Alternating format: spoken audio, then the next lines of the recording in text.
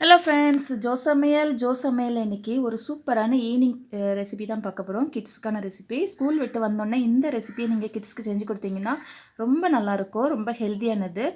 இதில் நிறைய vegetables add பண்ணியிருக்கோம், அதனால கிட்ஸ்க்கு வந்து ரொம்ப பிடிக்கும். வாங்க வீடியோக்குள்ளே போகலாம்.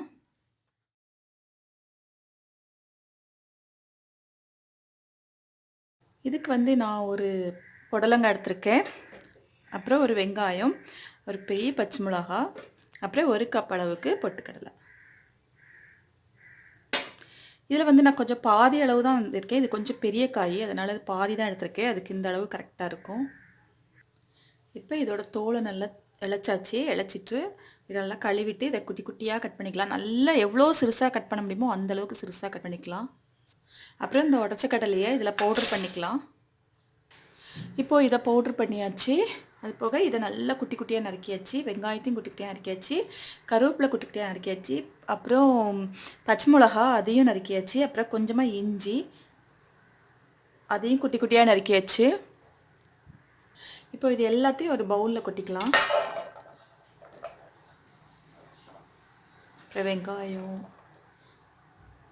இஞ்சி, பச்சை மிளகா, கருவேப்பிலை எல்லாத்தையும் ஒன்றா கொட்டிக்கலாம். பாருங்கள், ரொம்ப ஹெல்த்தியானது. எல்லாமே வெஜிடபிள்ஸ் தான், இவ்வளோக்கான வெஜிடபிள்ஸ் தான் சேர்க்குறோம். அது போக உடச்ச கடலை எல்லாமே வந்து ஹெல்த்துக்கு ரொம்ப நல்லது. இப்போ இதுக்கு தேவையான அளவு உப்பு சேர்த்துக்கலாம். கொஞ்சமாக சேர்த்துட்டு கடைசியில் அட்ஜஸ்ட் பண்ணிக்கலாம். நல்லா கலந்துக்கோங்க. நல்லா கலந்தாச்சு. இது கூட கொஞ்சம் சோம்பு சேர்த்துக்கோங்க. என்கிட்ட சோம்பு இல்லை, அதனால் நான் சேர்க்கலை. கொஞ்சம் பெருஞ்சீரகம் அது சேர்த்துக்கோங்க. இப்போ நம்ம வந்து அந்த பொடிச்சு வச்சுருக்க பொட்டுக்கடலையை சேர்த்துக்கலாம். கொஞ்சம் கொஞ்சமாக சேர்த்து கலந்துக்கோங்க.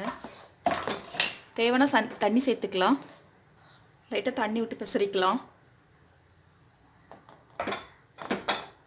இது சலிக்கணும்னு அவசியம் இல்லை. பொட்டுக்கடலையை நம்ம வந்து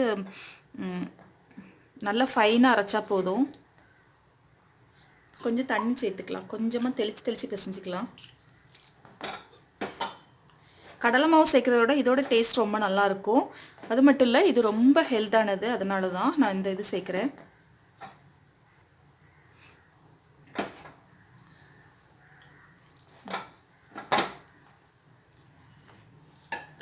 கொஞ்சமாக ஒரு 1/4 டம்ளர் அளவுக்கு தான் தண்ணி தேவைப்பட்டுச்சு. இந்த அளவுக்கு பிசைஞ்சாச்சு. இந்த மாதிரி இருக்கணும். ரொம்ப டேஸ்ட்டாக இருக்கும். கொஞ்சம் உப்பு கம்மியாக இருக்குது, நான் கொஞ்சமாக உப்பு சேர்த்துக்கிறேன்.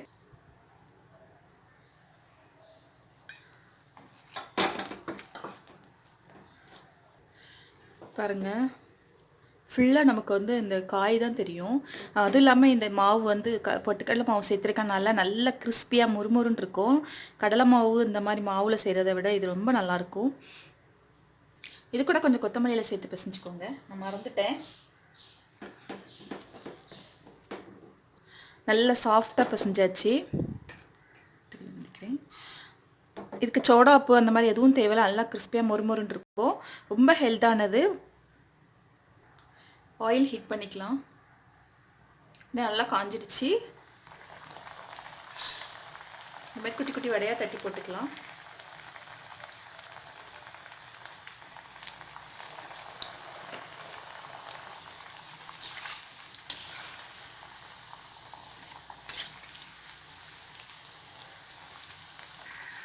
நல்லா கொஞ்சம் மீடியம் ஃப்ளேமில் வச்சு நல்லா வேக விடுங்க. வெஜிடபிள்ஸும் நல்லா வெந்துடும்.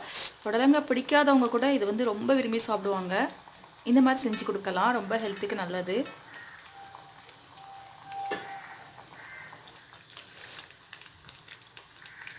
ரொம்ப டேஸ்ட்டாக இருக்குது. ரொம்ப நல்லாயிருக்கு. இதில் புடலங்காய் சேர்த்துன்னு சொன்னால் யாரும் நம்பவே மாட்டாங்க, அவ்வளோ டேஸ்ட்டாக இருக்குது.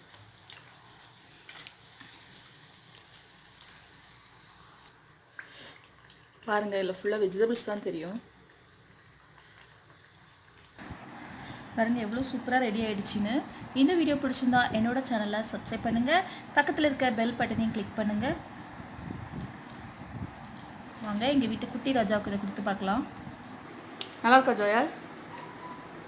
நல்லா இருக்கு.